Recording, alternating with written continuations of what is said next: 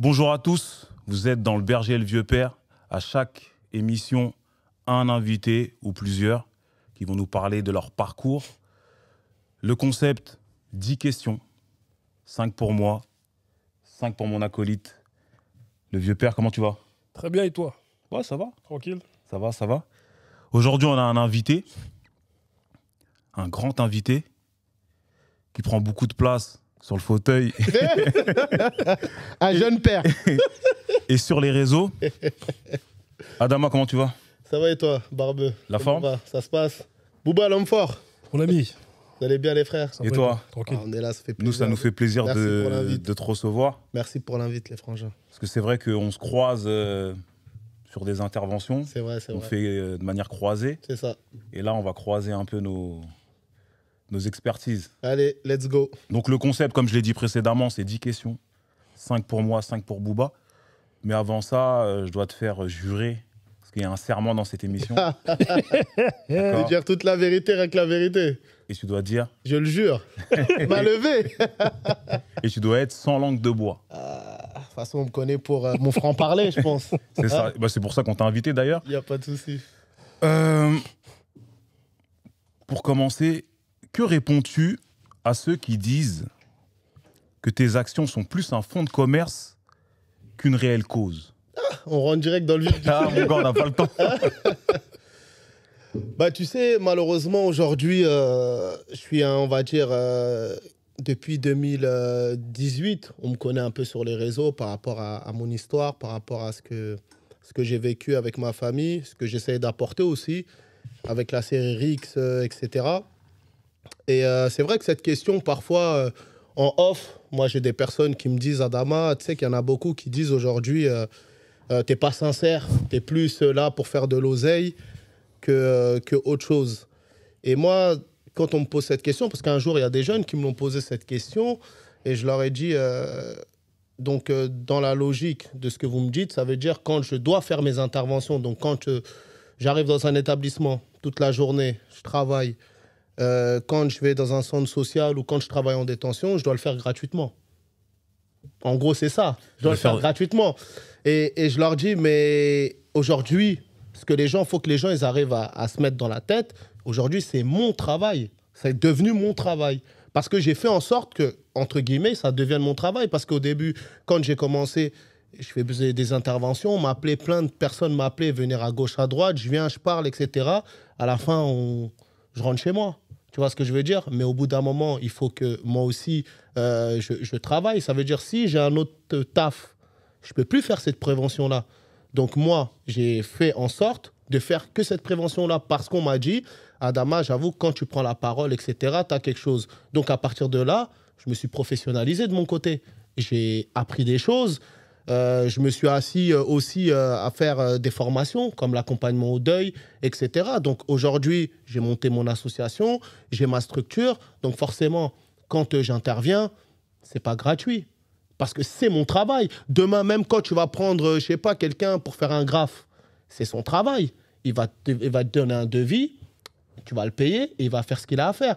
Mais aujourd'hui, le problème qu'on a, on a un problème avec l'argent.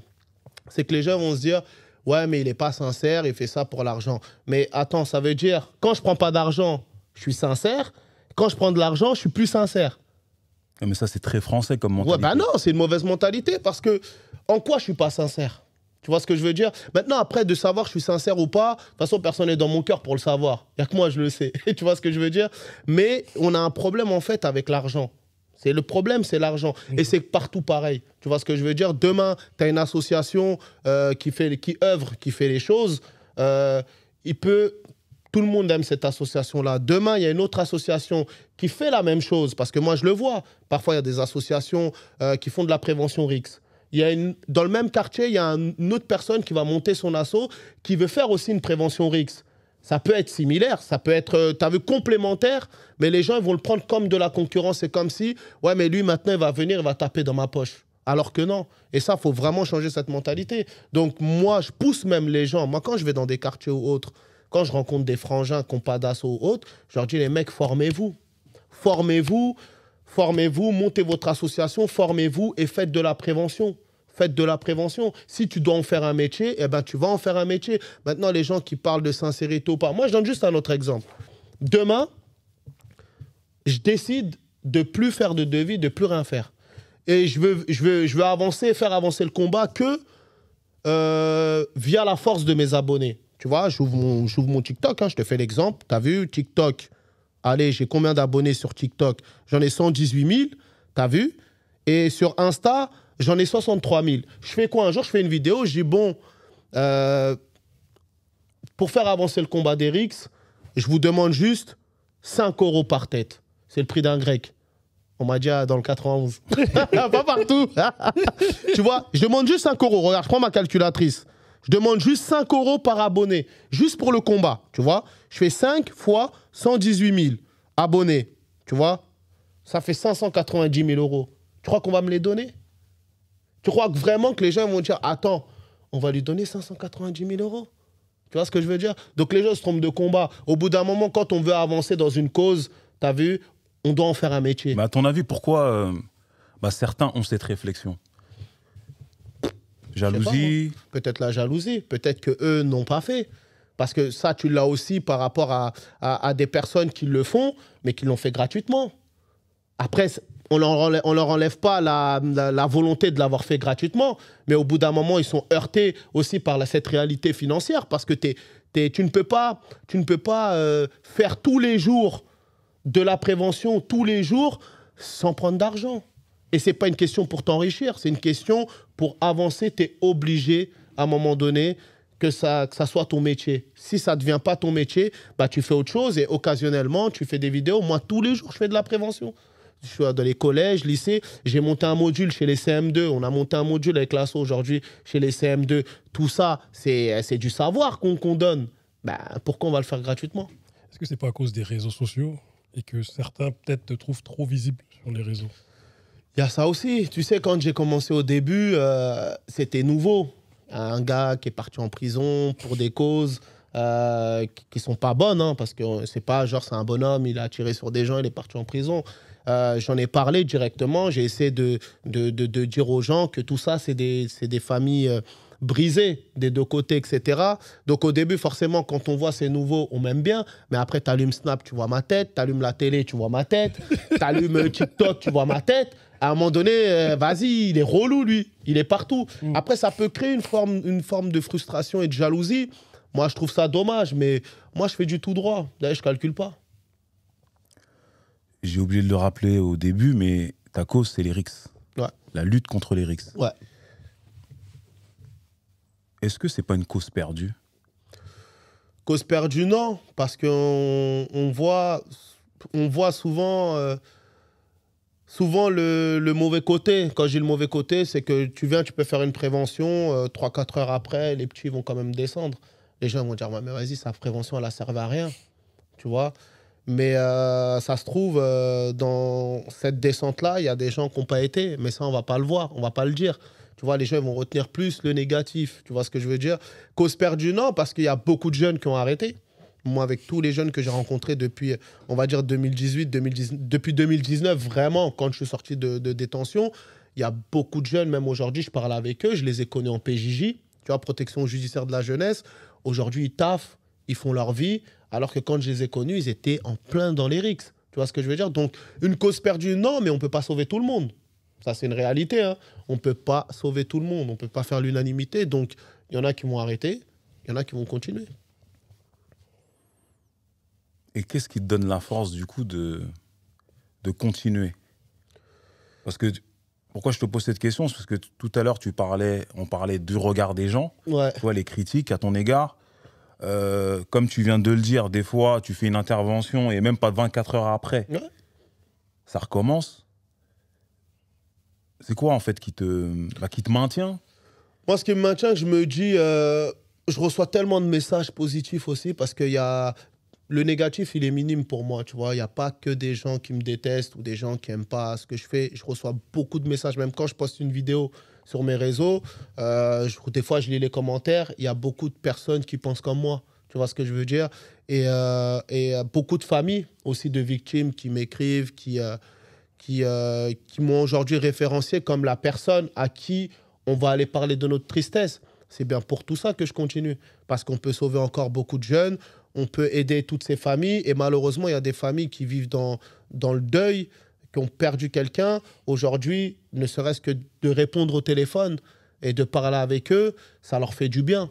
Donc c'est bien pour tout ça que je continue.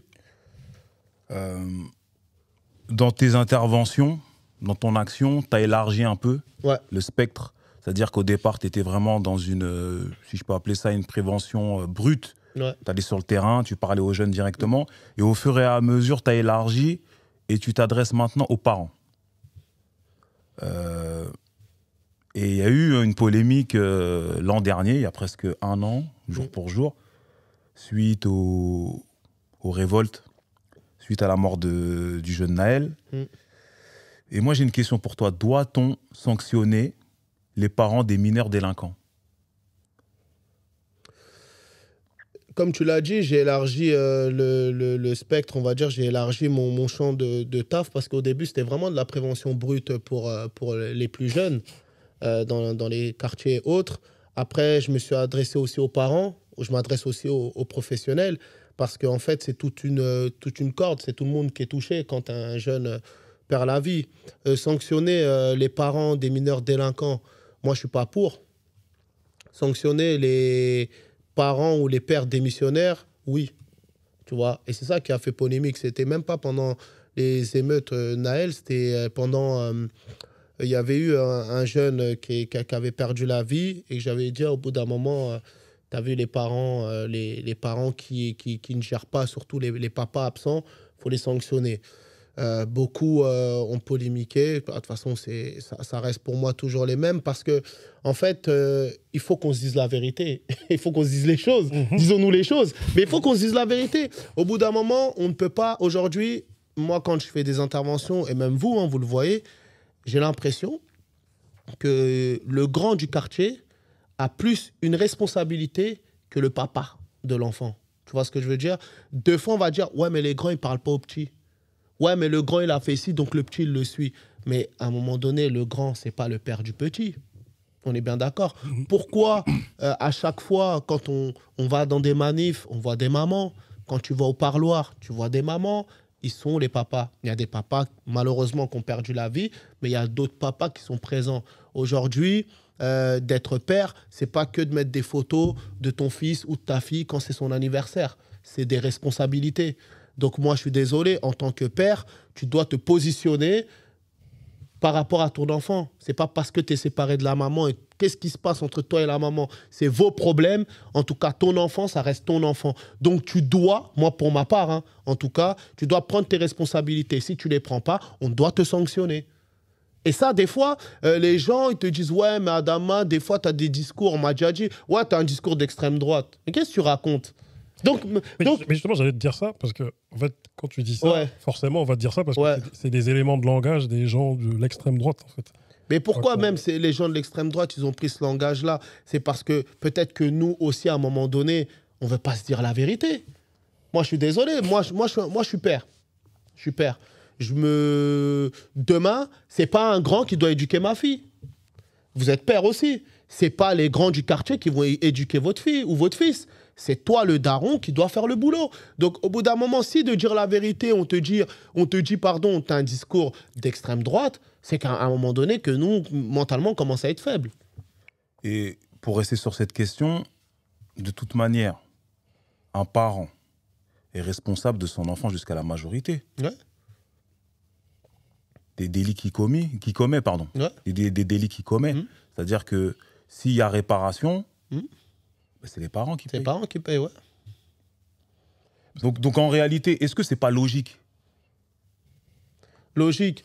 Après... Parce que j'ai dit, doit-on punir les parents des mineurs délinquants? C'est-à-dire qu'ils sont sous la responsabilité des parents. Je vois ce que tu veux dire à 100%, mais de toute façon, dans tous les cas, la loi, il faut la changer.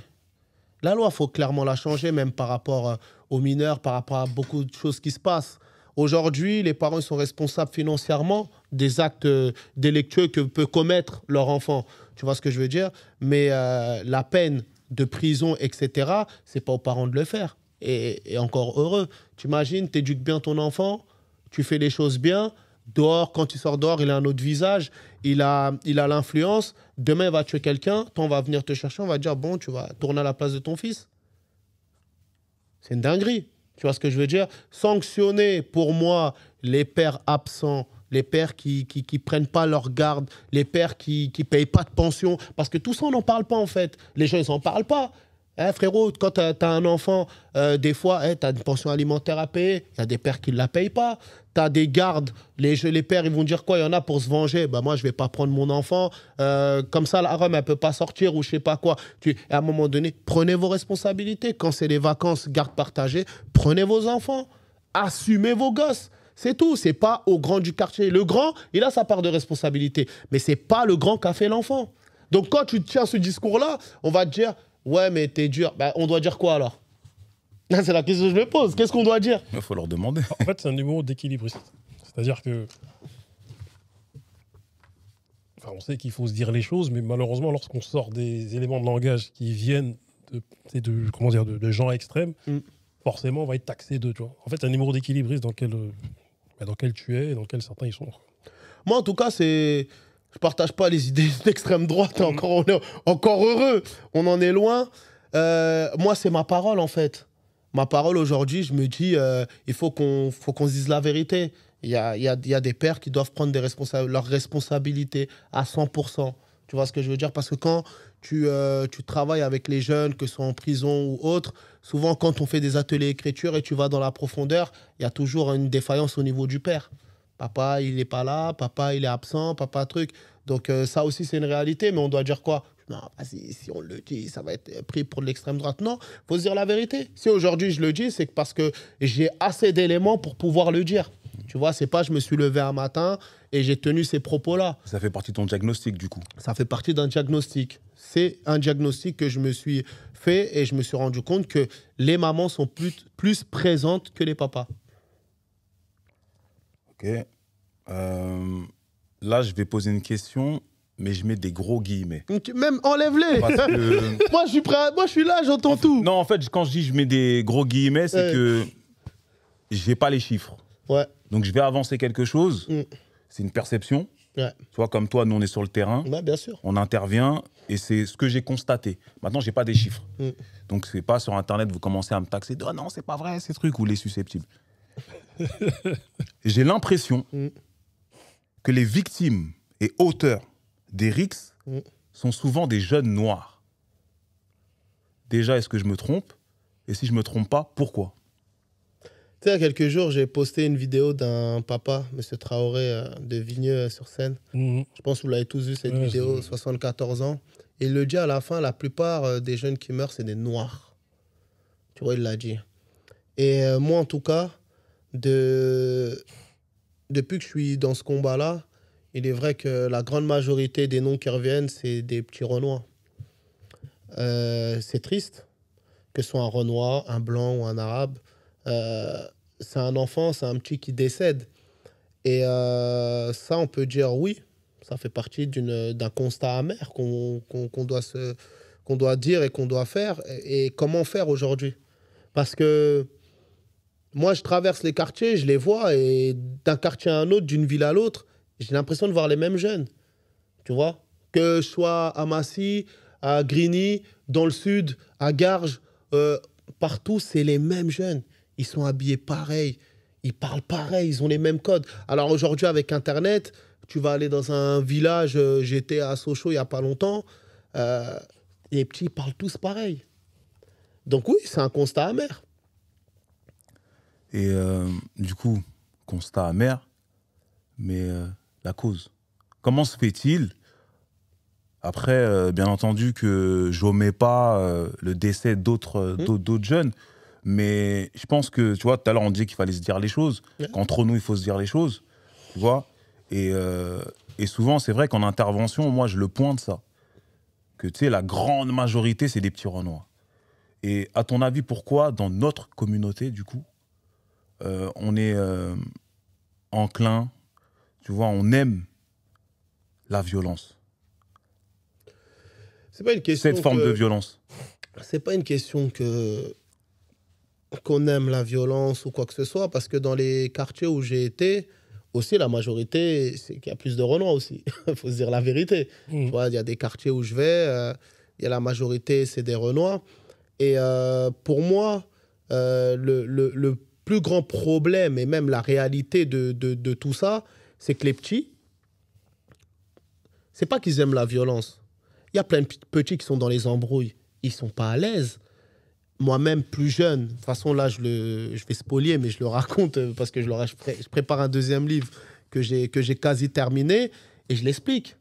Tu vois, quand tu es dans les embrouilles, tu as peur. Tu as peur de te faire attraper par la police. Tu as peur de te faire mêler. Tu as peur de tuer. Mais tu as ce rôle. Mes potes, ils me regardent. Moi, je suis un bonhomme. Moi, je suis devant. Je vais aller. Tu vois ce que je veux dire? Même j'ai peur, je ne vais pas leur montrer que j'ai peur. Parce que ces mecs-là, ils comptent sur moi. Même s'ils ont peur, quand ils vont me voir, moi, je suis... T'as vu, je suis devant. Ça va leur donner de la force pour aller. Tu vois ce que je veux dire? Alors qu'au fond de moi, je suis en panique. Il n'y a qu'une chose là, j'ai envie d'être chez moi. J'ai envie d'être chez moi dans mon lit. Maintenant, là, je suis obligé d'aller jusqu'au bout de mon rôle. Tu vois, on a malheureusement, on s'est fait mêler. On a mêlé des gens. Il y a des gens qui étaient à 2 doigts de mourir. Tu vois, et je l'explique dans mon livre. Quand je suis au quartier, j'entends que l'autre, il est dans le coma. Moi, je suis en mode, je suis un guerrier. Je dis, de toute façon, il va comprendre. Comme ça, il ne va plus nous tester. Mais quand je rentre chez moi, je sors mon tapis de prière, je demande à Dieu pour pas qu'il meure. Tu vois ce que je veux dire? Ça veut dire qu'il y a cette forme de réalité qu'il y a beaucoup de petits, beaucoup de jeunes qui sont dans les embrouilles, que ce soit noirs, arabes ou autres. Je te jure qu'ils ont peur. Et moi, je le parle quand je parle avec des petits. Quand ils font des fois, ils me disent, ouais, c'est la cahier. Je les regarde, je dis, quand tu es tout seul dans ton lit, il n'y a que toi qui connais ton cœur et ta vérité. Tu vois ce que je veux dire? Mais il est vrai que à chaque fois, même dans la plupart des quartiers, c'est vrai que on a cet esprit de guerrier, on va dire. Les Renois, ils aiment bien être devant, montrer que c'est des bonhommes, etc. Mais c'est là qu'il faut travailler, ça veut dire. Pourquoi cette détermination qu'on a à faire des descentes, à être dans les embrouilles, pourquoi on ne la met pas au niveau du taf, au niveau du boulot? Tu vois ce que je veux dire? Aujourd'hui, dans mon constat, et je pense que vous avez le même, aujourd'hui, on a perdu une chose, c'est la valeur travail. Tu vois ce que je veux dire? Moi, à l'époque, pour m'acheter une paire de pompes, je travaillais au marché. Aujourd'hui, va dire à un petit, vas-y, lève-toi à 5 h du matin, va remballer, déballer. Il va dire, t'es un ouf. Tu vois ce que je veux dire? Il va te regarder, il va dire, mais qu'est-ce que tu me racontes? Tu vois ce que je veux dire? Et c'est triste, parce que même quand... moi, je le vois, même quand j'ai été au Sénégal, et je parlais avec les gens de mon village, tu vois ce que je veux dire? Eux, ils ne comprennent pas, eux. Ils disent, vous vous battez entre noirs? Ils ne comprennent pas. Arrête, ils disent, non, c'est sûr qu'il y a un problème. Moi, j'ai eu un débat au village. Mais quand je te dis le village, c'est un vrai village. Moi, le village où je suis au bled, le soir, on est autour du feu pour se voir. Hein. Il n'y a pas d'électricité, il y a pas de... Ils sont au puits, ils tirent l'eau, etc. T'es où au Sénégal? Moi, je suis après Kidira, je suis à Deji. Et c'est tombé. C'est la zone. Là, c'est la cahier. Eux peuvent me dire, on peut, c'est la cahier. C'est la vraie cahier. Ici, vous dites la cahier, vous allumez des lumières, vous dormez dans un lieu chaud. Même en prison, t'es mieux. C'est pas bien ce que je vais dire. Hein. T'as vu? T'es mieux logé en prison qu'au village, de certains villages au pays. Tu vois ce que je veux dire? Et c'est pour ça, moi, t'as vu, aujourd'hui, je suis dans le concept de...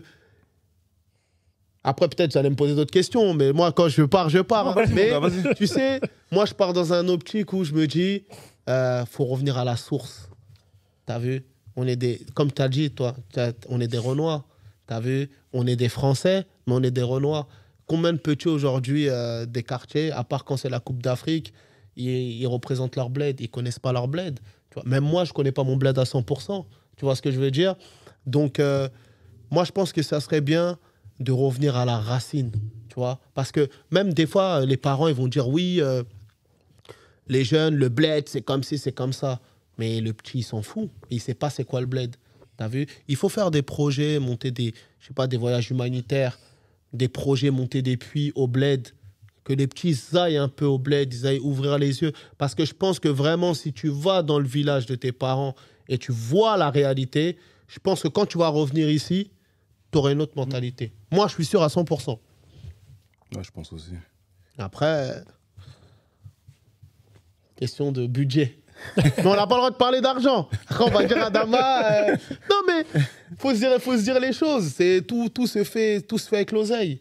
Quand je dis avec l'oseille, c'est qu'il faut monter des projets. C'est bien les tournois de foot et les barbecues. C'est bon. Faut faire autre chose. Faut aller à la racine. Parce que notre racine, elle est malade de notre génération. Pour moi, tant qu'on n'a pas été à la racine, c'est de là où les parents, ils ont quitté. Moi, quand je suis arrivé au village de mon père, tu sais, le soir, j'étais en train de pleurer. Je me dis, mais attends, si le daron n'avait pas quitté ici, là, je serais comme mes cousins, là. Il n'y a pas d'Adama Camara et tout. Là, je serais là-bas, ils ne m'auraient jamais vu. Tu vois ce que je veux dire? Le sacrifice qu'ils ont fait, nos parents, on n'en parle pas assez aussi. On n'en parle pas assez, des sacrifices. Hey, ils sont venus, ils avaient des 18, 19 ans. Même un peu plus jeune, des fois, les remparts, 16 ans. Pour certains, ouais. Ça veut dire que tu as quitté ta famille, ton père, ta mère, tes frères et sœurs, ton village. Tu es venu dans un pays où tu ne savais même pas parler français. Tu ne savais même pas aligner un mot. Tu as construit pour voir après des petits, tes enfants se tuer dans la rue. Mais c'est pour ça que je dis qu'il faut revenir à la racine. Parce que je pense qu'une fois que tu vas voir ça, tu vas changer de mentalité. Et moi, je pense que, tu as vu, malheureusement, après, on n'a pas vu le bled plus tôt, parce que famille nombreuse, billets d'avion, c'est compliqué, etc. La chance qu'ils ont eu un peu plus que nous, les rebeux, c'est que eux, ils pouvaient aller en voiture. Tu as vu, ils avaient cette attache déjà au bled bien avant nous. Ils connaissaient le bled bien avant nous. Ils voyaient les choses bien avant nous. Nous, on l'a vu tardivement. Et c'est pour ça que je dis qu'il faut revenir à la racine. Peut-être que toutes ces petites nouvelles générations, il faut essayer de faire des projets, aller dans des endroits d'où leurs parents viennent ou dans des endroits reculés pour qu'ils puissent ouvrir les yeux. Après... Donc ça, on peut dire que c'est une piste de réflexion, une solution? Pour moi, ça fait partie d'une réflexion et d'une solution. Parce que je pense vraiment qu'il faut partir de la base. La base, l'origine des embrouilles, savoir pourquoi de génération en génération, même si on le sait, t'as vu, tant mieux. Bouba, on dirait qu'il a vu mes fiches. Non, mais parce que... Non, alors j'ai rien vu. Hein. mais la vraie réalité, c'est qu'on a un vrai problème d'identité. Tu te rends compte, on s'identifie au quartier. Moi, comme la dernière fois, j'expliquais aux jeunes, moi, je me battais pour Lamartine. Je ne sais même pas c'était qui Lamartine. Je ne sais même pas qu'est-ce qu'il a fait, Lamartine. Je représente Lamartine. Hein, moi, je suis un mec de Lamartine. Hein? T'es monsieur Camara. Ton père, il vient de là-bas. Tu vois? Mais moi, je ne représentais pas mon père. Je ne représentais pas... Tu vois? Je représentais Lamartine. Pour ça, il faut revenir à la racine. Parce que c'est quoi? C'est Fab qui disait la rue, c'est pas ta mère. Si tu crèves, elle aura d'autres enfants. Ouais, exactement, c'est ça. Moi, cette phrase, elle m'a tué parce que vraiment, elle est très imagée. Et c'est réel. On dit souvent que les RICS sont un héritage des grands des quartiers. À ton avis, ces fameux grands ont-ils conscience de la malédiction qu'ils ont laissée? Certains, oui, et d'autres, non. Il faut dire la vérité, oui, c'est un mauvais héritage parce que il y a eu des embrouilles qui datent de génération en génération. Moi, quand je parle à des CM2 ou des fois des 6e, les petits me disent même mon père, il se battait avec eux. Waouh! Waouh! Je sors de l'intervention, je dis ouais, t'imagines, son daron. Et maintenant, c'est lui qui va prendre l'héritage. Ouais, c'est un mauvais héritage. T'as des grands qui ont quitté après. T'as des grands par qui l'embrouille elle a commencé. Aujourd'hui, ils se parlent. Et eux ne viennent pas au quartier dire aux petits, vos histoires, ça part de lui et moi de base. Lui et moi, on est devenus amis. Donc là, ce que vous êtes en train de faire, c'est n'importe quoi. Tu vois ce que je veux dire? Tu as des grands qui vont venir parler aussi, qui vont venir, vont dire aux petits, voilà, nous, on était là, ça ne servait à rien, tout ça et tout, qui vont faire de la prévention. Et tu as les autres. Quand toi, tu vas venir parler, tu sais, ils sont loin, ils ne viennent pas participer. Et quand tu pars, ils vont venir, ils vont dire... Ils ont dit quoi, les frères Muses, genre? Parce que quand tu prêches la bonne parole, tu as un frère Muse. Ah, mais nous, à l'époque, ici, il n'y a personne qui rentrait ici. Nous, on a fait ça, on a fait ça, on a fait ça. Vous, maintenant, ils regardent les... Ils ont envie de me le dire, mais... Vas-y. On a fait tout ça pour ça. Il y a ces grands-là aussi. Tu vois ce que je veux dire? Et partout. Donc, on en est là. Tu vois? Il y en a, ils sont conscients qu'ils ont laissé un mauvais héritage. Il y en a, ils sont conscients aussi que ce qu'ils font, c'est mal, mais ils aiment tellement la réputation. Parce qu'il y a un réel truc, hein. Le quartier, la réputation. Tu sais, les anciens, des fois, que tu parles du quartier, ils aiment plus le quartier que leur femme. Mais c'est terrible. Ils te parlent du quartier, on dirait que c'était lui l'architecte. Il était là quand ils ont construit ça, tu le mets là, tu mets tout ici comme ça. Mais il y en a, ils aiment vraiment le quartier. C'est ça, vous pensez à certains grands, surtout lui. Il a des images, là. Non, mais partout, t'en as vraiment, ils sont amoureux du quartier. Mais il n'y a pas que les rixes dans le quartier, il y a des belles choses aussi. Mais malheureusement, il y a ce fléau. Et ce fléau, il dure. Et il continue. Et il devient de plus en plus violent. Aujourd'hui, il y a plus de morts qu'avant. Avant, les gens, il y avait moins de morts. Aujourd'hui, il y a plus de morts qu'avant. J'imagine, depuis septembre, le nombre de rixes, on est encore en septembre. Hein. T'as vu? On est le 29. Je ne sais pas quand vous allez sortir l'émission. Mais tu imagines, depuis début septembre, je compte, il y a eu un mort là-bas, un autre mort là-bas, un blessé grave. Un peu partout. Mais tu te dis, c'est terrible, les mecs. Donc oui, on a une forme de... Il y a une responsabilité. Et il y a aussi le choix des plus jeunes aussi. Parce que c'est pas parce que les grands sont battus que toi, tu es obligé de te battre. Mais c'est vrai que quand tu es petit, tu es fan de tes grands. Il y a ça aussi. Mais si demain, le grand, il va se défenestrer, même si tu étais fan de lui, est-ce que tu vas le faire? Tu vois, il y a ton libre arbitre aussi, ton choix. Adama, merci. Hein. Pour moi, c'est bon. C'est bon? Ouais, c'est bon. Je le vois, il a noté encore d'autres. Tu es là, il est en train de noter. Allez, on continue. Non, c'est intéressant. J'ai une anecdote, une définition. Bon, l'anecdote, c'est qu'il y a quelques années, des jeunes presque vingtenaires de Grigny qui sont venus nous rencontrer avec mon ami d'enfance Kizo. Ouais. Parce qu'ils trouvaient que leur génération n'était pas assez proche de notre génération, tu vois. Ouais. Et ils nous ont appris ce jour-là que pour être considéré comme un grand dans les quartiers, il fallait avoir entre 20 et 25 ans. Pour être considéré comme un ancien, il fallait avoir 30 ans et plus. Et on leur a demandé avec Kizo comment ils appelaient les plus anciens que nous, les plus de 50 ans. Que nous, on considère comme nos grands. Les dinosaures. Ils nous ont répondu, vous êtes des anciens, eux, c'est des anciens qui datent. Après, j'ai une définition. L'adolescence, c'est un jeune adulte dont le comportement rappelle celui des adolescents. L'adolescence, c'est un mot valise, contraction d'adulte et d'adolescence, qui désigne le prolongement de l'adolescence en dépit de l'entrée dans l'âge adulte. Et certains psychologues, ils estiment même que certains hommes, surtout plus que les femmes, restent adolescents à plus de 30 ans. Ma question, elle est la suivante. Aujourd'hui, comme avant, les trentenaires, c'est vous les anciens des quartiers. Ouais. Toi, t'as quel âge déjà aujourd'hui? 36. Et nous, on est 10 de plus. Tu vois. Et du coup, trouves-tu qu'il y a un certain nombre de trentenaires qui... Tu fais l'ancien. 10 de plus, mon corps frais. On est là, ça va. Est-ce que tu trouves qu'un certain nombre de trentenaires qui vivent dans les quartiers aujourd'hui sont des adolescents? Des gens de ton âge. Oui, il y en a. Mais tu les vois, de toute façon, malheureusement, tu les vois traîner avec les petits. Tu les vois traîner avec les petits, fumer avec les petits, boire avec les petits, fréquentent les mêmes filles que les petits. T'en as, malheureusement. Comme dans tout quartier, t'en as. Mais aujourd'hui, c'est pour ça que c'est intéressant ce que tu viens de dire, parce que tu dis les petits considèrent les grands à peu près entre 20 et 25. 20 et 25, ils disent ça, c'est un... Mais est-ce que ceux qui ont entre 20 et 25 sont vraiment grands dans leur tête? T'as cette réalité-là, parce que c'est pas parce que t'es majeur que t'es majeur. Il y a des majeurs encore, c'est des enfants. On te dit, oui, on a décidé qu'à 18 ans, tu n'es plus un enfant. Donc à 18 ans, tu commets quelque chose, tu te comportes, on va te sanctionner comme un adulte. Mais pour moi, à 18, même encore des fois à 20, 25 ans, t'es pas un adulte.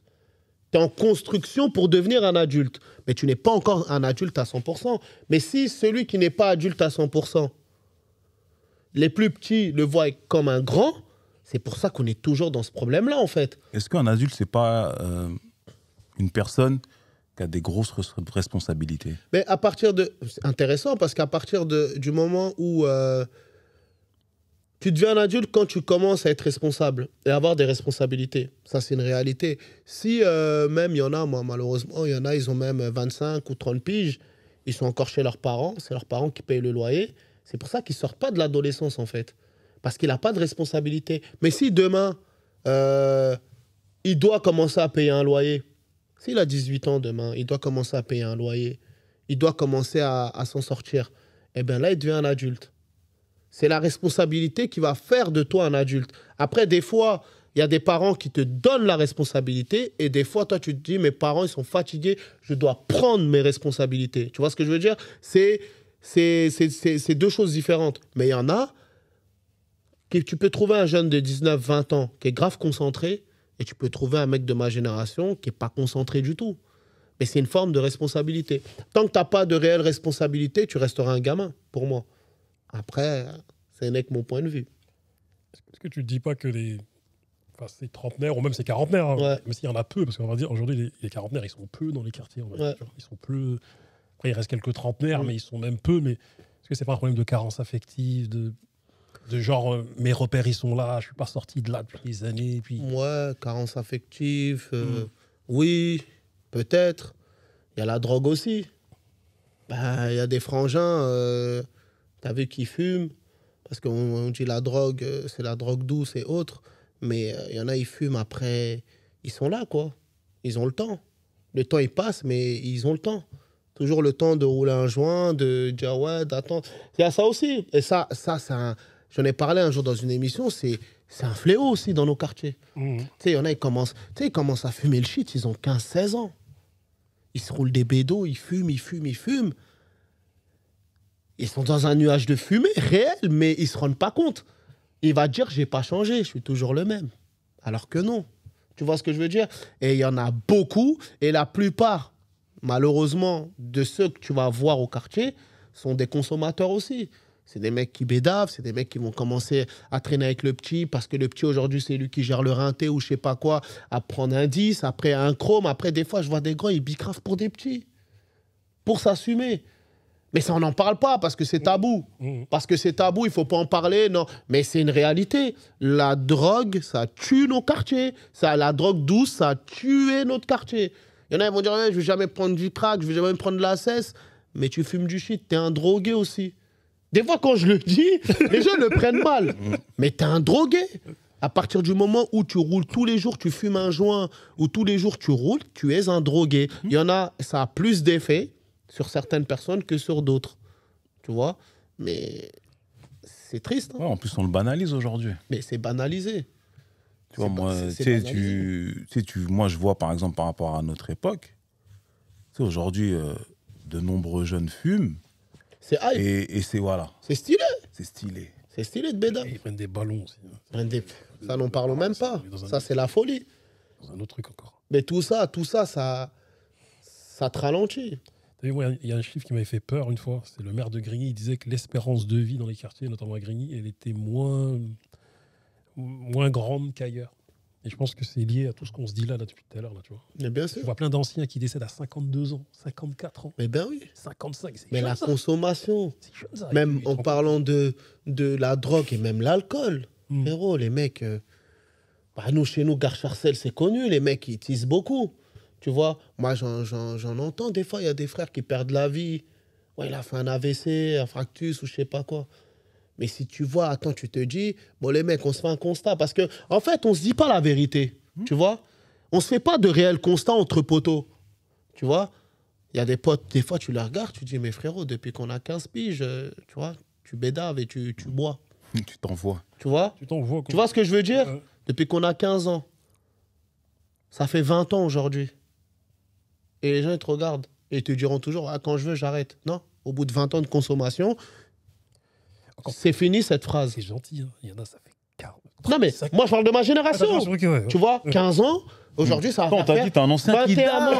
Ça veut dire, si moi, ça fait 21 ans, vous, ça fait 31 ans il y en a, ça fait qu'il y en a que vous connaissez, ils sont dans ce truc-là. Mais les mecs, arrêtons de banaliser. Déjà, le réel problème, il est là. C'est qu'on banalise de fumer du shit Ouais, mais c'est pas normal, les mecs. Arrêtez de rouler des joints. Arrêtez. Vous allez être en ralenti. Il y en a qui vont dire, ah, mais c'est pas parce que je bédave que je suis pas speed. Mais tu sais qu'il y en a, ils reconnaissent même pas qu'ils sont toxicomanes. Moi, il y a un petit, la dernière fois, je C'est parlais. des drogués. Faut le dire. Mais c'est des drogués. Frérot, il faut employer ces mots-là. Parce que moi, je sais, ces mots-là, ça les pique. Vous êtes des drogués, les frères. T'as vu? Vous êtes toxicomanes, si vous voulez. C'est pas stylé. Au contraire, ça va te ralentir, ça va te détruire. C'est tout. Et ça, faut le dire aux petits frères. Il faut le dire même aux grands frères. Les frères, regardez-vous. Regarde, non, c'est pas normal. Mais on l'a trop banalisé dans nos quartiers. Il y a peu, on t'a vu aux côtés de l'honorable M. Traoré, qui exprimait son indignation suite au décès d'un jeune de Vigneux-sur-Seine. C'est ça. Dans son discours, à un moment donné, il dit, je le cite, « Si on parle, c'est pour vous, car moi, je ne suis pas dans la rue, je devrais être à la mosquée. Mais je n'ai pas été à la mosquée aujourd'hui. » Fin de citation. En effet, il n'était pas à la mosquée ce jour-là, car il était occupé à exprimer ce discours poignant à toute cette jeunesse. Ma question, elle est la suivante, c'est ces honorables papas, pieux, souvent silencieux dans nos quartiers, qui font des allers-retours 5 fois par jour à la mosquée, très souvent sous les yeux de certains de leurs enfants, postés sur des rintés à fumer, à bicrave et impliqués dans les rixes interquartiers, ont-ils une part de responsabilité dans la situation des quartiers Oui. aujourd'hui? Je laisse répondre. Tu sais, j'ai exprès, hein, quand on avait fait cette soirée-là avec ce papa, quand il s'est exprimé, et avant qu'il s'exprime même, je disais aux jeunes, vous savez, dans chaque quartier, on a encore ces papas-là, il en reste encore. Pas beaucoup, malheureusement, beaucoup sont partis. Et je dis, vous savez, les petits frères et les petites sœurs, ces papas-là, c'est des bibliothèques. Tu vois ce que je veux dire? Je dis, normalement, ces pères-là, après, c'est peut-être à cause de nous aussi, ces papas-là, on doit les ramener, s'asseoir et de dire, tonton ou papa, raconte-nous. Raconte-nous. Tu as 74 ans, toi, tu es arrivé en France, c'était pas la même France qu'aujourd'hui. Raconte-nous. Et il le dit, moi, normalement, à cette heure-ci, je dois être à la mosquée. Ouais, parce qu'il te fait comprendre que je suis en fin de vie, moi. Mais malgré que je suis en fin de vie, je suis venu vous parler. Et quand je te dis, tout à l'heure, je te parle de la racine, et quand tu dis, est-ce que ces papas-là, ils n'ont pas une responsabilité? Eux, même s'ils ont quitté le pays, ils ont la mentale du bled. Eux, les histoires d'embrouille, ça n'existe pas. Eux, ils vont au travail, ils rentrent à la maison. Et tu as souvent des pères qui vont te dire, mais si on a connu la police, ou si la police est venue chez moi, c'est à cause de vous. Parce que moi, depuis que j'ai mis mon pied en France, la police, ils ne me calculent pas, je ne les calcule pas. Tu vois ce que je veux dire? Donc, est-ce qu'ils ont leur part de responsabilité? Je ne peux pas les pointer du doigt parce qu'eux, ils avaient une mission précise. Ils viennent, ils taffent, ils aident le pays, à la fin, ils repartent au pays. Mais ils se sont intégrés à un moment donné aussi en France, tu vois. Ils sont restés pendant des années. Il y en a, ils sont arrivés à 24 ans, il y en a, ils sont arrivés un peu plus, ils sont restés presque 50 ans. C'est plus des mecs du bled, tu vois ce que je veux dire? C'est plus des papas du pays. Ça veut dire aussi, il fallait que le système aussi, tu as vu, prenne cette responsabilité aussi de prendre ces papas-là, leur dire, OK, vous êtes venus pour reconstruire la France, reconstruire des choses, mais aujourd'hui, il se passe ça aussi avec vos enfants, avec les petits-enfants, et on a besoin de vous. Parce que quand un papa, il arrive, il s'assoit et qu'il va te faire un discours, il n'y a pas de prix. Quand un papa, il va venir s'asseoir et va te raconter aussi l'histoire, ça n'a pas de prix. Il ne faut pas attendre qu'il décède et après de se dire, ouais, on aurait pu. C'est pour ça que je dis qu'il faut partir de la racine. Aujourd'hui, on va leur pointer du doigt, mais eux... Est-ce que je peux aller un peu plus loin dans ta Vas-y, question? vas-y. J'allais dire, me réponds parce que je te sens. Je te sens. Je vois l'exemple que tu as donné. Donc, tu as mis un angle. Mais c'est même papa. Parce que moi, je pars d'un principe que les rixes, il y a un problème d'affection. D'accord? Il y a cette dimension affective aussi qu'on peut mettre dans l'une des causes qui du coup, entraîne les rixes. Est-ce que ces papas-là ont été assez présents auprès de leurs enfants et leur ont donné assez d'amour, car aujourd'hui, leurs enfants vont chercher, tout à l'heure tu parlais du regard de l'extérieur, l'appartenance au groupe, de l'amour, de l'affection à l'extérieur. C'est pas une question que des parents n'ont pas donné de l'amour à leurs enfants.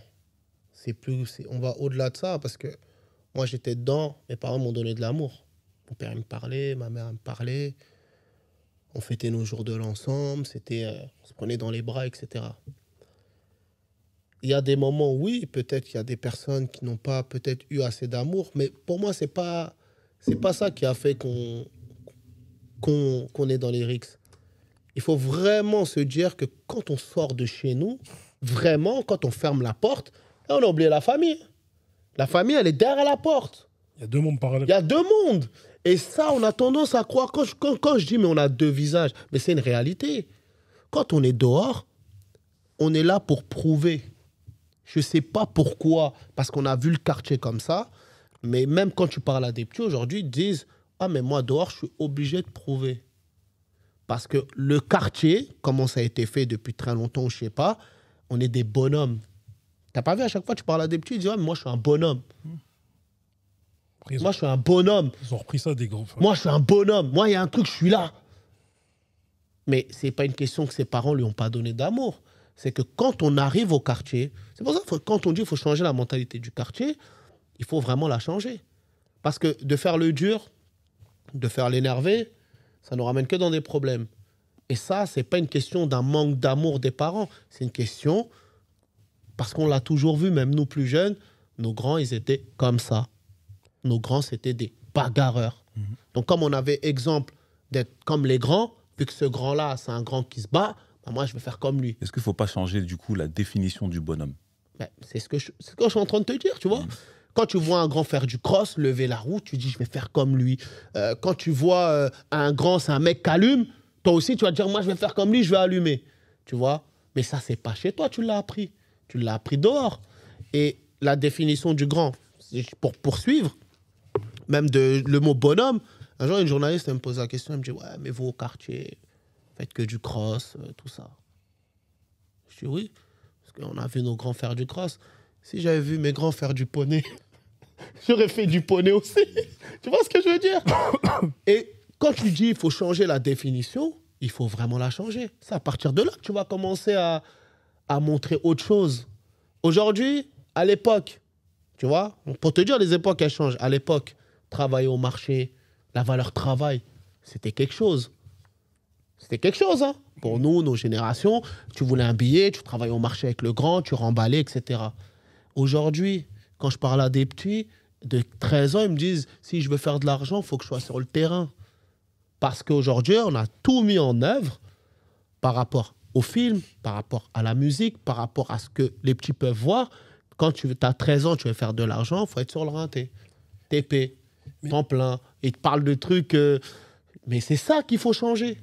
Remettre la vraie réalité, parce que tout ça, c'est fictif. C'est un temps. À un moment donné, tu vas comprendre. Mais il faut changer cette mentalité. Pour rejoindre un peu Barberuche, dans tes interventions, tu vois plusieurs profils de jeunes. Ouais. Et on arrive, même nous là, on arrive à distinguer un jeune dont les parents sont présents et d'autres qui sont bien sûr. Est-ce que le profil dont parle Barberuche, c'est pas le profil de... Parce que quand il parle du fait de ne pas recevoir assez d'amour, c'est aussi par rapport à l'absence. Parce qu'il y a beaucoup de papas... Ces papas qui sont issus des quartiers, c'est des quartiers pauvres. Bah oui. Papa, maman travaillent beaucoup. Bah oui. Du coup, manque de présence. Qui dit manque de présence dit aussi manque d'amour. Et du coup, tu vois des jeunes, quand ils sont bien suivis par leurs parents, mais bien sûr. Ils traînent pas forcément. Mais bien sûr. Tu le vois même, il dit bonjour, tu le vois que mais tu le sens. Il est super bien éduqué. Mais bien sûr que l'absence, à un moment donné, ça va créer des carences chez le petit. Et tu le ressens. Mais après... il faut que aussi ces parents-là prennent la responsabilité. Ok, il faut beaucoup travailler, mais vous avez des enfants. Parce que après, tu vas dire à ton enfant, ouais, mais moi j'ai travaillé dur, je t'ai tout donné. Et lui, il peut te répondre, mais moi je m'en fous de ce que tu m'as acheté. Moi, je voulais juste que tu sois présent. Exactement. Parce qu'arrivé à un moment, tu n'es pas présent pour ton enfant, il y en a un autre qui sera présent. Et si c'est le grand qui est bizarre, il va le prendre, il va le mettre sur le rinté, il va faire des missions pour le grand. Tu as des petits aujourd'hui, on rentre dans une génération où tu as des grands pour régler des problèmes, ils vont appeler leurs petits soldats. Va brûler le resto, va brûler le mec, va allumer le mec. Et le petit, il y va. Des fois, il prend même pas d'argent. Mais il a juste la reconnaissance du grand.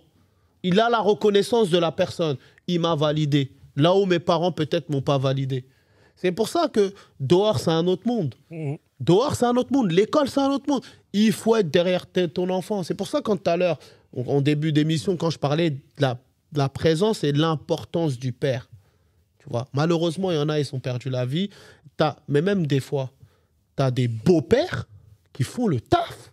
Tu as des gens, ils vont se mettre avec des femmes qui ont déjà des enfants. Ils vont faire plus le taf que le propre daron.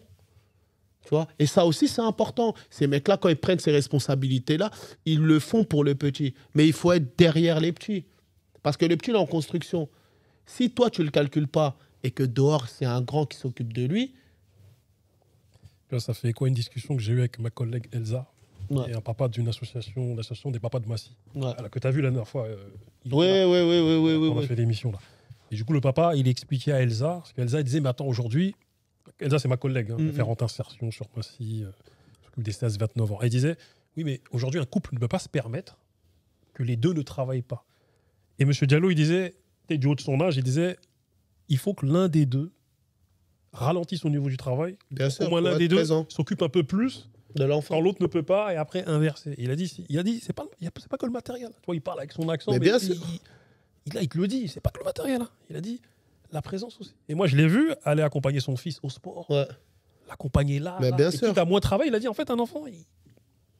Et ça revient, je sais plus qui a dit ça, l'un de vous deux, qui disait comme quoi l'enfant après il va dire. Ah, c'est moi, je viens de te le dire. Ouais. Voilà, tu viens de Mais bien sûr, c'est qu'au bout d'un moment, le matériel, c'est bien, tu lui offres tout, mais il faut lui offrir ta présence, le temps, et c'est t'asseoir, de comprendre. Mais de toute façon, la présence et l'amour, c'est le meilleur des cadeaux. Mais bien sûr, c'est pas ton enfant, il a la dernière paire de chaussures, il a le dernier iPhone, il est bien sapé. C'est bien. Mais si derrière, t'es pas présent, quand il a besoin, il va chez ses amis, il voit ses amis, leurs parents, ils sont là, il leur donne à manger. Tu sais, tous ces petits trucs-là, à ne pas négliger. C'est des choses, des fois, ok, la vie, elle est dure, on n'est pas à dire. Mais quand on a des enfants, il faut aussi faire en sorte d'être présent. Même les jours de repos, les week-ends, etc. Faites des choses avec vos gosses, même si c'est compliqué. On n'a pas dit qu'il faut aller dans un parc d'attractions. Mais si tu vas dans un parc, tu marches avec ton enfant, tu t'assois. ils ne demandent même pas. Nos Ils enfants ne demandent demandent pas rien, ils grand-chose. demandent pas grand-chose. Tu achètes Juste, une petite glace, t'assois avec lui, tu peux lui raconter ta vie aussi. Ouais, si je suis beaucoup absent, c'est parce que ça. Faire comprendre. Parce que si tu le fais pas, ils le disent, hein, laisse pas traîner ton fils, sinon la rue elle va le saisir. Hein, t'as vu? Depuis quelques années, comme tu le sais, des associations de parents de quartiers se sont créées dans les 4 coins de la France pour lutter contre les violences dans les quartiers. Il y a les papas du quartier du Bois-l'Abbé, situé à Champigny, dans le 9-4, qui ont décidé d'intervenir auprès des jeunes depuis 2 ans. On les appelle les papas debout. Papa debout? Papa debout. Moi, je connaissais pas, c'est bien. Et il y a un collectif de femmes de Marseille aussi qui s'est mobilisé contre les violences. C'est contre l'indifférence et les violences qu'il y a à Marseille, souvent liées au trafic de drogue. Il y a Action Réelle, que tu connais très bien, Ouais. voilà, qui œuvre dans le 19e à Paris. Et il y a aussi l'association des papas de Massy que je citais tout à l'heure. Tu vois. Et comme on dit, un public en chasse un autre. Mais comme disait Tandem, imagine. Imagine si tous les papas et les mamans des quartiers de France, tout d'un coup, se mettaient à traîner, à squatter, à se poser dans les cages d'escalier, devant les halls, en plein milieu des quartiers, même dans les fours à la place des jeunes des quartiers, à la place de leurs enfants. Penses-tu que ce serait la solution? En fait, je ne sais même pas s'il y a une solution miracle, mais toutes ces associations qui se montent, pour moi, c'est bénéfique. C'est une belle chose. C'est bien que les gens se mobilisent. Moi, de toute façon, je le dis toujours aux gens, montez des assos, essayez de vous former, faites de la prévention, allez parler. Et les parents, ils parlent avec le cœur. Tu vois, quand un parent, il parle, etc., il faut aussi accompagner, tu vois, ces parents-là. Il faut aussi accompagner ces personnes-là parce que aujourd'hui, dans l'ère du numérique, tu vois, moi je le vois hein, des fois, tout le monde veut le faire. C'est pas parce que tout le monde le fait que tout le monde sait le faire. Et c'est pour ça qu'il faut vraiment, vraiment... Moi, je fais pas le mec, je suis au-dessus des gens. Ou... Moi, j'essaie d'être concentré parce que quand tu prends la parole face à des jeunes, tu as une responsabilité. Et c'est pour ça que toutes ces associations qui se montent, il faut les accompagner, il faut que ces associations-là se forment. C'est une réalité parce qu'aujourd'hui, n'importe qui peut sortir de prison ou sortir de quelque chose et se trouver légitime à parler. Parce que moi, des fois, on me dit, oui, Adama, tu es légitime parce que tu as été en prison, parce que tu as connu. Il n'y a pas que ça, en fait. Il n'y a pas que ça. Moi, je me suis assis, j'ai appris la justice des mineurs. Comme ça, quand je m'adresse à des mineurs, je peux leur dire qu'est-ce qu'ils risquent pénalement. Accompagnement au deuil, je me suis assis en formation, j'ai appris ce que c'était l'accompagnement au deuil, les processus et compagnie. Tu vois, je me suis formé. Tu vois, et la plus grosse erreur qu'on peut commettre, c'est de se dire je suis légitime. Non, tu n'es pas légitime. Tu dois te former. Parce que quand tu es un intervenant, tu es un intervenant. Tu n'es plus un mec de quartier. Parce que moi, je vois beaucoup de choses des fois et je trouve ça dommage parce que je sais qu'il y en a, ils partent d'une bonne intention, mais on a toujours ce côté, on est des mecs de la rue. Tu vois ce que je veux dire? T'es plus un mec de la rue. On n'est plus des mecs de la rue. Même vous n'êtes plus des mecs de la rue. Mais c'est la vérité. Parce qu'aujourd'hui, vous avez un média. Vous faites passer un message. Vous pouvez pas, même si des fois ça te démange, tu dois te dire, non, je suis plus un mec de la rue. Moi, je fais des interventions des fois, et les petits me regardent, ils me disent, là, on te vole ta voiture, là, tout de suite, là. Tu fais quoi? Je dis, bah, je vais porter plainte. Là, je roule devant toi. Il me le dit, il me pousse. Je dis au petit, ben, j'irai porter plainte. Oh, je suis assuré. Ah, genre, Zarma, tu vas rien me faire. Mais qu'est-ce que tu veux que je te fasse? Je connais le chemin. Il y a deux chemins. Le chemin que là où tu veux m'emmener, je sais où il va m'emmener. Tu vois, je le connais, ce chemin-là. Tu veux faire le bonhomme, fais-le. Prends, vole ma voiture. Moi, je vais porter plainte comme un citoyen. Je vais attendre. Il va taper. À la fin, je vais signer. Je vais récupérer mon bien. Tu vois ce que je veux dire?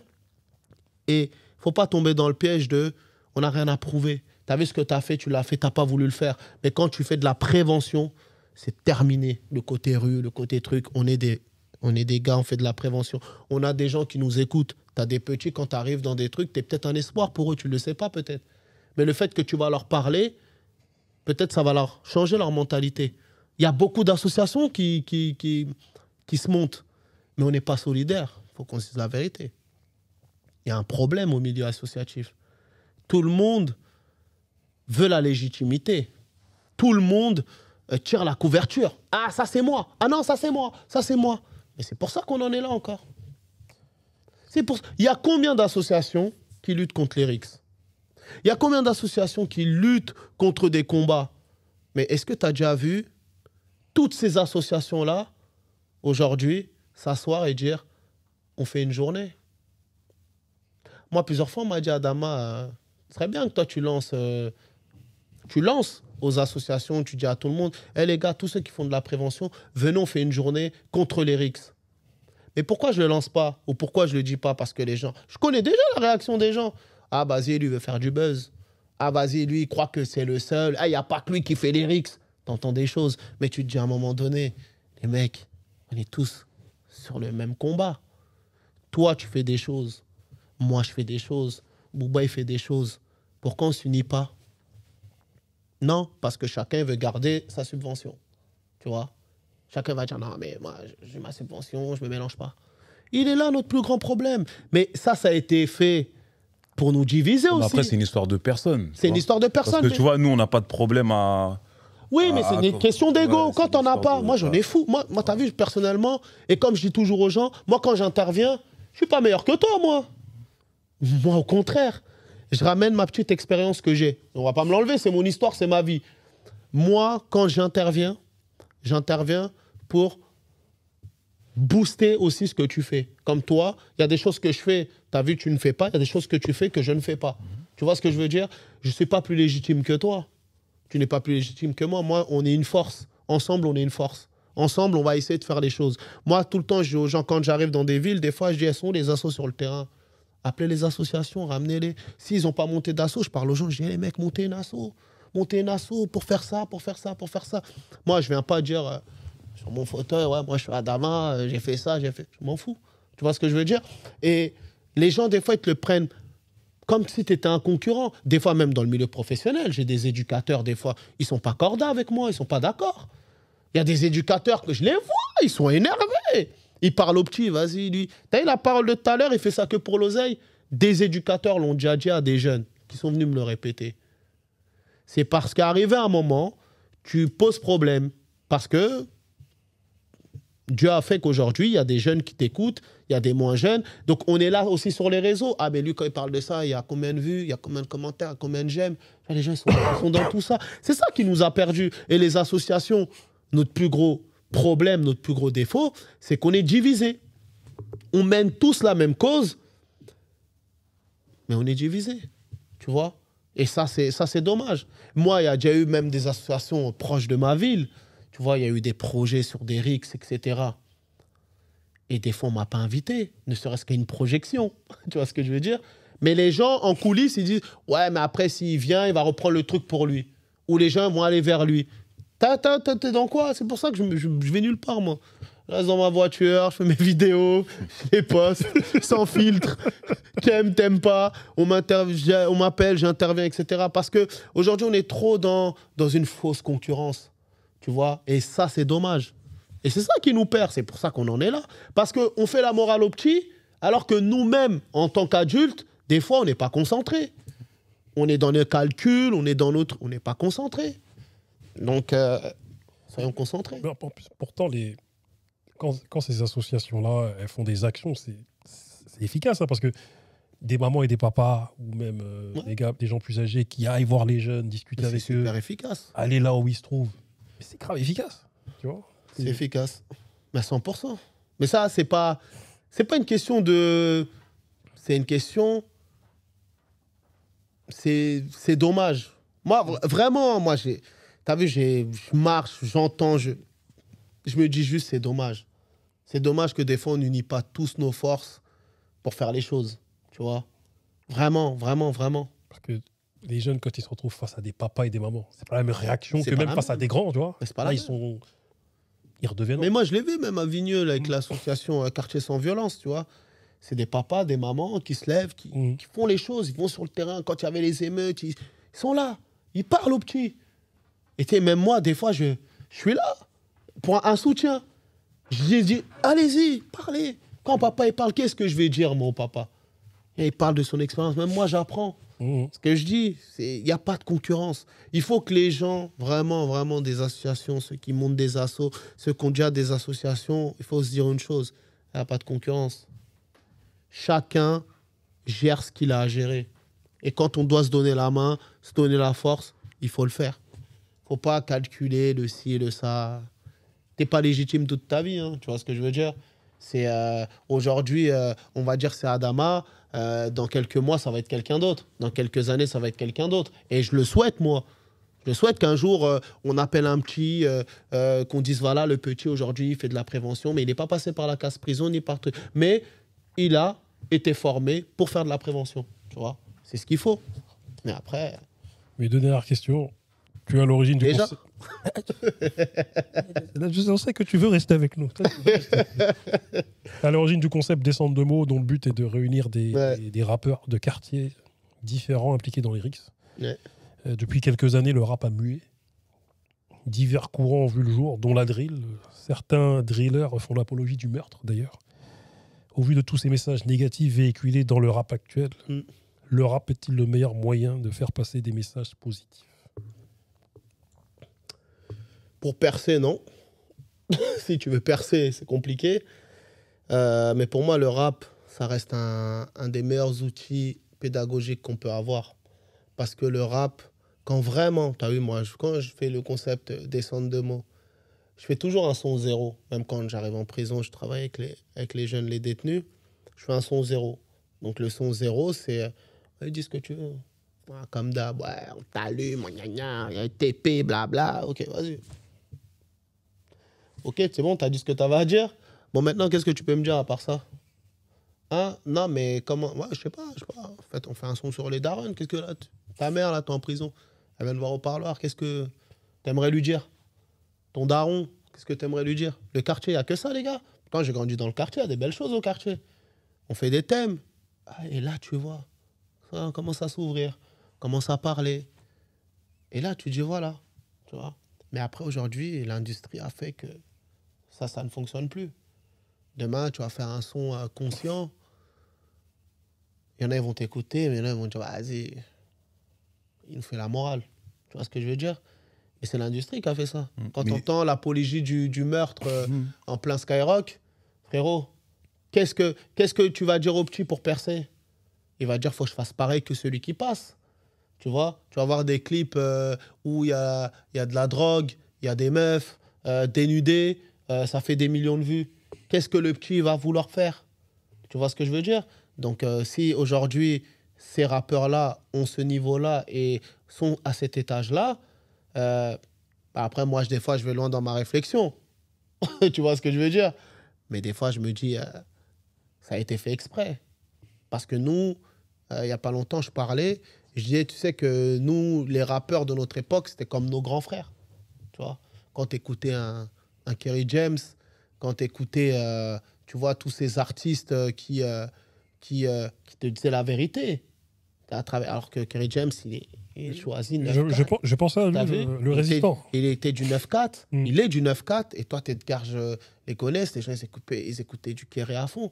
Parce que ça leur parle. Tu écoutes du Rof, tu écoutes du Booba, tu écoutes l'époque, tu vois, l'époque de Lunatic, tous ces albums-là, les trucs qui nous ont transcendés, tu vois, des trucs que tu écoutais, tu vois. Et c'était plein d'autres rappeurs, tu vois ce que je veux dire? C'était des grands frères. C'était des mecs qui te donnaient la conscience d'eux. Et aujourd'hui, tout ça, c'est où? Même quand tu... Bon, après, je vais rentrer... On va me mettre dans une sauce, dans une polémique ou autre. Mais aujourd'hui, même dans les nouvelles cérémonies, on donne des gloires à gauche à droite aux nouveaux rappeurs. Et les anciens qu'on ouvert les portes. On les cite même pas. Tu vois ce que je veux dire? Donc aujourd'hui, l'industrie, mais bien sûr qu'il a changé. Aujourd'hui, tous les petits, je peux être partout, ils ont les mêmes textes. Parce qu'aujourd'hui, c'est ça. Moi, à l'époque, je rappais aussi. Mais nous, on écrivait des textes, on essayait d'écrire des trucs conscients, tu vois. Je me dis qu'un mec de là-bas, il peut penser, tu vois. Mais aujourd'hui, quand tu entends les rappeurs, ils disent, ouais, en 1 heure, je te fais un son, 2 couplets, un refrain. Ben, c'est facile, hein. Quand tu dis TP, je t'allume, l'autre, elle me... Voilà, facile. Facile. Mais quand tu dis à des petits, bon, moi, je veux un thème, un truc sensé, on va gratter, là. Là, on va faire... C'est pas grave, je suis un ancien. Moi, faites-moi plaisir. Je te promets que j'ai fait le test en détention. T'as vu? À la fin, restitution, forcément, il y a des professionnels qui écoutent, chefs de détention, etc. et autres. Tu vois ce que je veux dire? Et je mets toujours le son 0 au début. Ils me regardent. En mode, ils disent, mais c'est un fou. Tu sais, même des sons où ils insultent le SS, le surveillant et tout. Et je les vois, ils sont pas à l'aise. Après, quand le son se termine, je dis, ça, c'est le premier son. Quand je leur ai dit, faites ce que vous voulez. Là, je vais vous faire écouter le travail qu'on a fait en 6 mois, pardon. Et on écoute. J'ai même un jour la chef de détention qui a regardé le jeune, qui a dit, c'est vraiment toi qui as écrit ça? Il a dit oui. Elle a dit, je te verrai autrement. Parce qu'il a écrit des choses. Et moi, je suis juste là pour les orienter vers une réalité. Mais il est là le truc. C'est pour ça que pour moi, le rap, moi, je pense qu'un jour, le rap, il reviendra. J'en suis sûr. J'en suis sûr. Si on devient producteur. On doit devenir producteur, les gars. Soyons des producteurs. Essayons de monter de nos labels et donner une autre directive à la musique. Faire leur avocat, mais quand même, dans la nouvelle cérémonie dont ils parlent, ils ont quand même cité les anciens, quand même. Non, après, quand je dis les nouvelles cérémonies, je vise pas une cérémonie en particulière, je vise personne, mais moi, je pense que aujourd'hui, la musique, ça a beaucoup changé. Après, qui est vraiment la cause de ce grand changement? Faites votre enquête. À vous de nous dire. C'est pas à moi de vous le dire parce que je ne sais pas. Mais je pense que ouais, la musique, elle a changé. Et aujourd'hui, tu sais, avant, à l'époque, pour percer, il fallait que tu aies des vrais punchlines, quoi. Ça te boxe. Tu dis, waouh, alors le mec, il est chaud. Même si c'est un mec de ta génération, tu dis, ah ouais, il est chaud. Aujourd'hui, des fois, on me dit, ouais, les nouvelles générations, ouais, t'écoutes un tel. Tu sais, j'essaie d'écouter des fois. Mais tu dis, ah ouais, elle a son truc. Mais peut-être qu'on n'a pas grandi dans la même génération. Nous, c'est les textes. Et c'est faible. Mais ça marche. Ça passe à la radio. C'est que ça marche. Ma dernière question.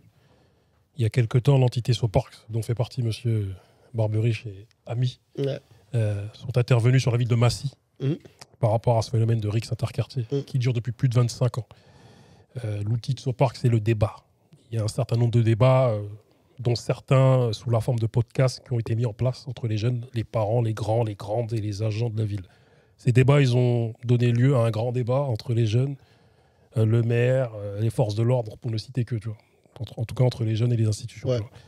Et les solutions qui en ont découlé furent, entre autres, des séjours interquartiers et des maraudes interquartiers aussi. À l'initiative de jeunes femmes de la ville de Massy. Tu vois. Une maraude interquartier réunissant un certain nombre de jeunes garçons impliqués dans les rixes interquartiers fut mise en place. Ce fut une réussite. Sous l'impulsion de ces femmes, des jeunes garçons qui étaient pourtant en froid, travaillèrent ensemble. La paix des quartiers est-elle entre les mains des femmes des quartiers? Oui. La paix des quartiers, elle est entre les mains de tous ceux qui sont du quartier. Et tous ceux qui habitent au quartier, que ce soit les femmes, les hommes, les pères, les mères, les institutions aussi. Les toxicos. Comme je disais tout à l'heure. Non, mais tu vois ce que je veux dire? Ça veut dire la paix, elle est là où... en fait, pour que ça soit une réussite, il faut que les gens du quartier s'impliquent. Et à partir du moment où tu impliques les petits et tu les mets aussi face à une responsabilité et que ces petits-là, ils vont voir que tout le monde est dans le même train, ils vont se dire, bon, je pense qu'on est sur la ligne droite, on est dans le bon wagon. Donc la réalité, c'est de mettre tout le monde ensemble et faire les choses. Et les débats, c'est intéressant. Tu sais, les débats avec la police, comme vous le faites, comme beaucoup de personnes essayent de le faire. Les débats avec les pompiers, les débats... En fait, on est tous touchés quand il y a un mort. Tu vois ce que je veux dire? Moi, je fais des débats des fois que des jeunes et policiers et qu'un jour... Tu sais, t'oublies que c'est des hommes, hein, qu'ils ont un cœur. Hein. Ouais, c'est vrai. Et un jour, il y a un policier qui a dit en intervention, il avait la voix tremblante, il a dit au petit, vous savez, moi, je suis arrivé le premier sur les lieux, je l'ai vu, ce petit qui avait pris des coups de couteau. J'ai essayé de le réanimer, mais c'était terminé. Et quand je suis rentré chez moi et j'ai vu mes enfants, et alors que j'ai intervenu sur un enfant, tu sais, pendant une semaine ou deux, j'arrivais pas trop à manger. Parce que je pensais à ce gamin-là qui pouvait être mon enfant, tu vois. Et t'as des petits qui l'ont regardé en mode, ah, ils ont un cœur, tu vois ce que je veux dire? Ça veut dire, c'est important, parce qu'eux-mêmes, ils sont touchés. Moi, dans la série Rix, dans l'épisode de Enzo qui se prend une balle de fusil à pompe, Enzo, il a envie, pourquoi? Parce qu'un policier lui a fait un garrot. Tu vois ce que je veux dire? Et il faut savoir aussi dire aux petits frères, faut pas tout mélanger. Il y a des bons, il y a des mauvais. On va pas faire le débat. Hein. Des bons policiers, des mauvais. Tu vois ce que je veux dire? Mais aujourd'hui, quand des fois tu allumes la télé, tu regardes les réseaux, tu as l'impression que tout le monde est pourri. Tu vois ce que je veux dire? Tu as l'impression que tout le monde est mauvais. Tu as l'impression... on est dans une matrix, tu vois? Et même, il y a des personnes qui viennent dans les quartiers qui matrixent aussi les petits. Moi, un jour, j'ai vu l'association qui lutte contre les violences policières. Ils sont venus dans mon quartier, tu sais, il y a 3-4 ans en arrière. Tu vois. Il y a un avocat qui était avec eux. Tu vois. Il parlait aux petits. Tu sais, aux petits, ouais, demain, on te demande ton papier. Tu n'es pas obligé de donner ta pièce d'identité. Tu n'es pas obligé d'ouvrir ton sac et tout. Moi, j'écoute le man. Je le regarde, je dis, OK. Je dis, ouais, selon l'article, frérot, ton article. Non, mais à un moment donné, tu vas foutre les petits dans la mer. Après, avant de partir, j'ai dit, par contre, maître, on va pas partir comme ça. Là, ce que tu leur as dit, quand ils vont être en garde à vue, ils vont t'appeler. Il faut que tu viennes les défendre gratuitement. Il me dit, comment ça? Oui, mais attends, tu te rends compte de ce que tu viens leur dire? Donc, un contrôle d'identité. Déjà, nous, on dit aux petits, t'as vu, même si des fois tu tombes sur des keufs qui sont chauds, demande tes papiers, sors les papiers. Il te parle peu fort, dis rien. Parle pas, laisse-le. T'as vu? Résiste 5 minutes.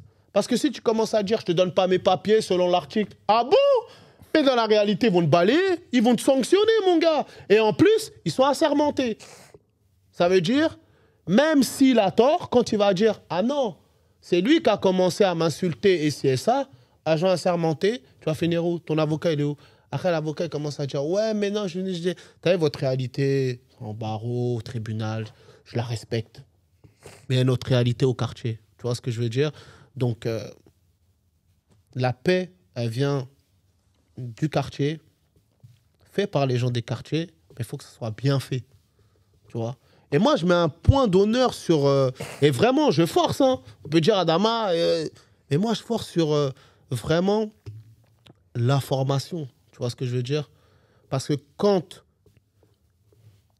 tu as bien bossé, entre guillemets, tu t'es formé à certaines choses, parce que tu as une responsabilité quand tu parles aux petits. Tu as une responsabilité. Moi, quand je prends le téléphone, même quand je suis dans ma voiture et je pousse un coup de gueule, je fais attention à ce que je dis. Parce que je sais que je suis suivi, je sais que les personnes ils vont m'écouter. Quand j'arrive dans un établissement, je sais ce que je vais dire aussi. Tu vois ce que je veux dire? Et c'est pour ça qu'il faut vraiment se former. Il faut qu'on soit armé mentalement, vraiment pour la nouvelle génération. Parce que les petits, demain, ils vont compter sur nous. Les petits, ils comptent déjà sur nous. Mais nous, on ne va pas être là toute notre vie. Il faut qu'on forme aussi des petits demain. Tu vois ce que je veux dire? Moi, ce que nous, on est en train de préparer, ce qu'on a envie de faire, c'est des modules de formation demain. Moi, j'aimerais bien former des jeunes à faire de la vraie prévention. Et quand je dis de la vraie prévention, t'es plus un mec de cité. T'es pas un mec... t'es un professionnel. Et on a ce problème-là. Hein. C'est pour ça, même quand tout à l'heure, en début d'émission, on parlait d'argent, on parlait de trucs, une autre forme de professionnalisme que je vais vous expliquer avant de couper, parce que je parle trop. Non, vas-y, mon gars. Écoute, mon ami. Regarde, un jour, il y a un frangin. Un pote à moi, il m'appelle, il me dit, ah, Adama, j'ai un poteau qui travaille avec une mairie, tout ça, il aimerait bien que tu ailles faire une intervention chez lui. Moi, je dis, ok, vas-y, y a pas de souci et tout. Il me passe le numéro du poteau, je parle avec lui et tout. Ouais, je veux faire ça, ça. Je dis, vas-y, après, il me dit, ouais, il faut payer, y a pas de souci et tout. Je dis, oh, y a pas de souci. Je dis, regarde, là, je vais t'envoyer un mail, t'as vu? Envoie ta demande par mail, tu vois. Il me dit, ah, vas-y, ok. Après, pas de signe de vie, rien. Et je le croise dans un événement à Paname, tu vois. Salam, bien. Après, il me dit, ouais, c'est moi que t'as vu au téléphone et tout.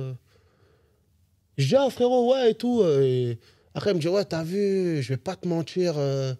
T'as vu, quand tu m'as dit, envoie un mail, t'as vu, ça m'a refroidi.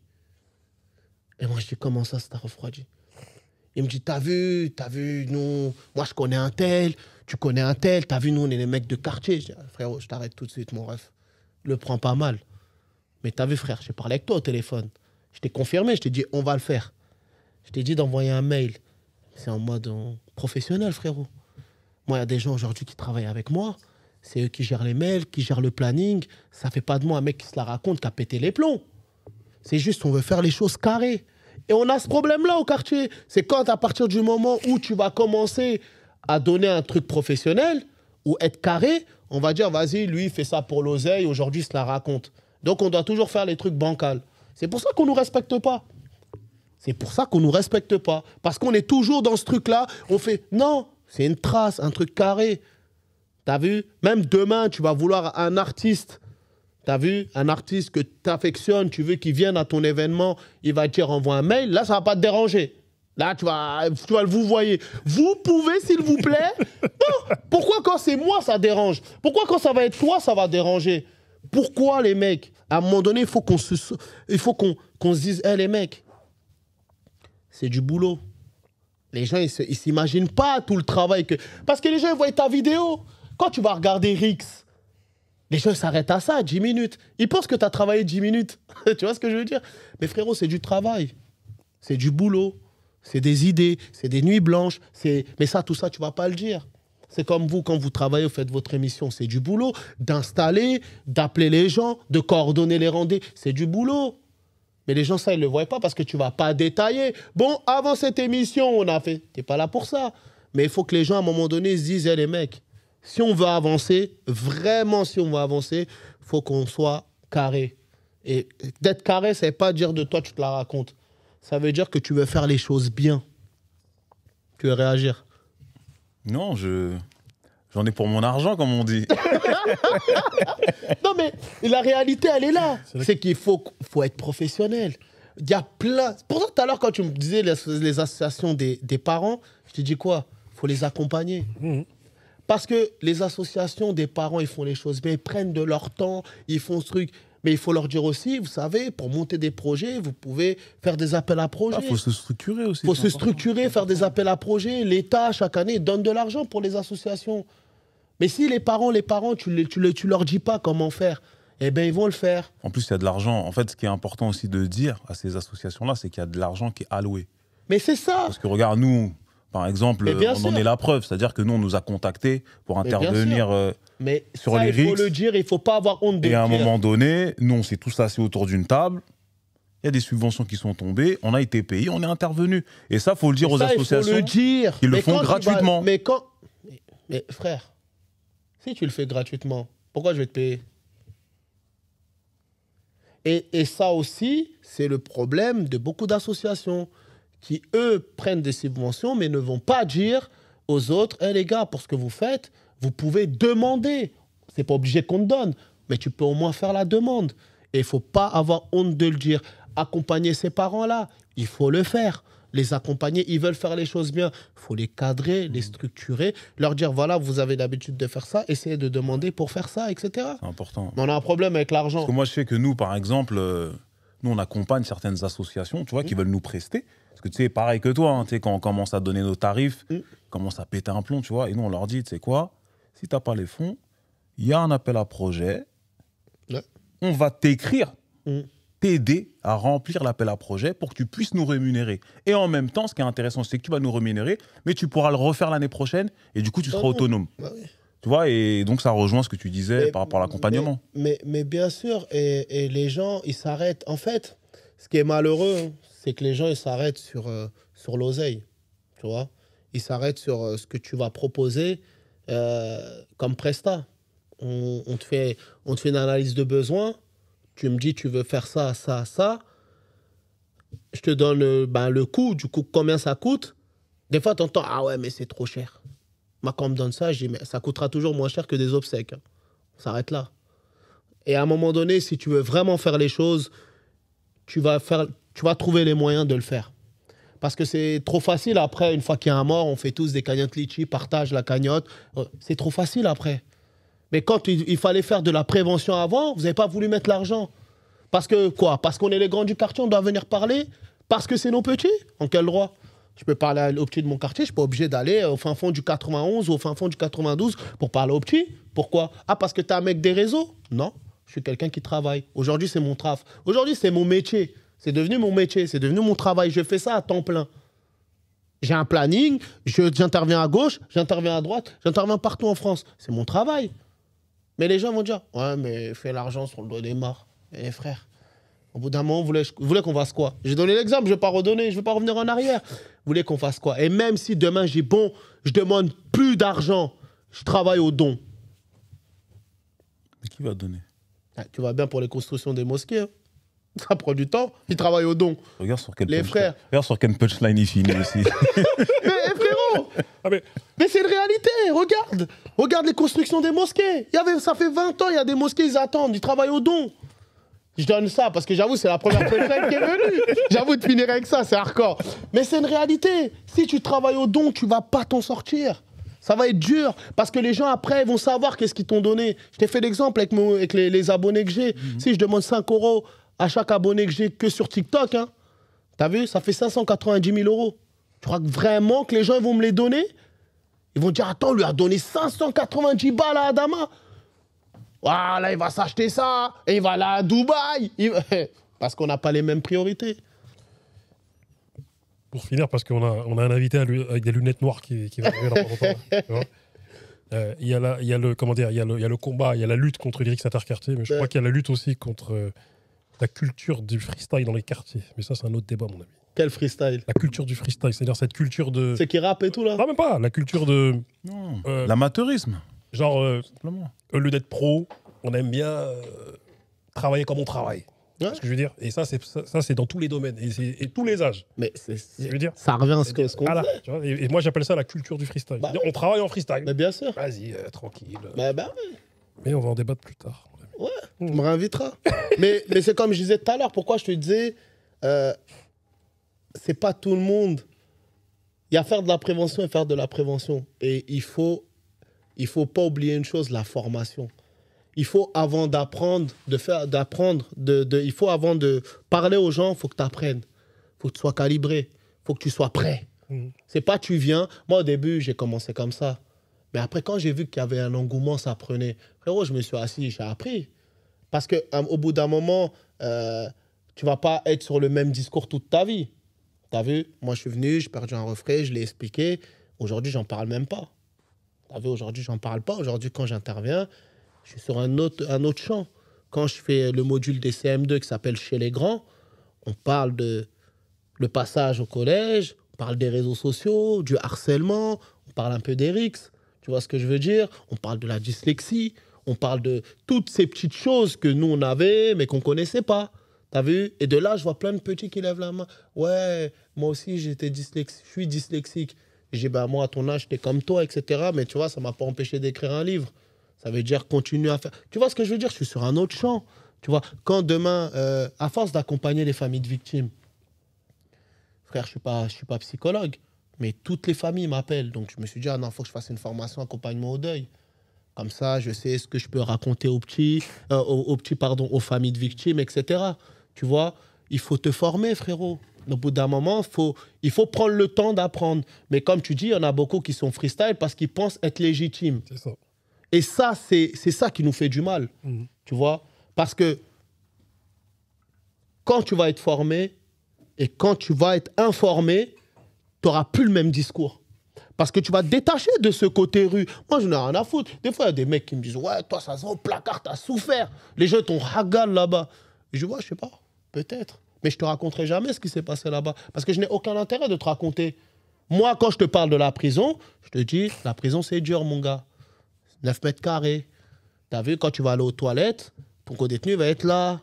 Même s'il ne te voit pas, il va sentir. Moi, je te parle de la vraie réalité. Tu vas aller au parloir, ta mère, elle va être là, elle va être fatiguée. Elle va sortir, elle va être fatiguée, elle va prendre le bus, il pleut, il fait froid. Moi, je te parle de ça. Je ne vais pas te dire là-bas, on a fait... Tu vois ce que je veux dire? Il faut vraiment se former. Vraiment former les gens, dire aux gens, et les mecs, il n'y a pas d'âge pour apprendre. Il n'y a pas de honte à apprendre. Quand on arrive, on est des professionnels.